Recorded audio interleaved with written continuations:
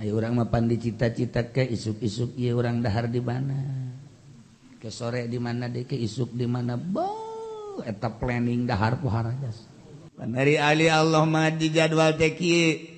Sabada subuh boga wiridan datang ke jam 7. Jam 7 langsung tidinya mandi terus wudu salat duha terus baca Quran datang ke jam 10.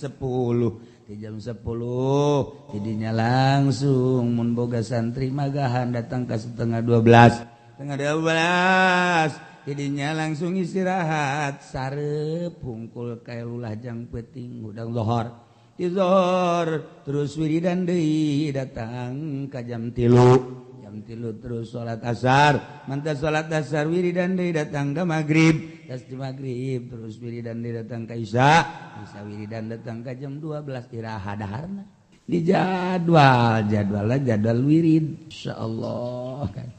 Kenapa jadwal daharan sih ketika manehanana lapar kakarak iraha laparna bae iraha laparna manehanana geus sape-sapeting lapar karak dirinya dahar ge teu kudu loba-loba aya tanaga saya cukup da 3 huap bae cukup da 5 huap bae saha nu bisa kitu lamun lain ahli zuhud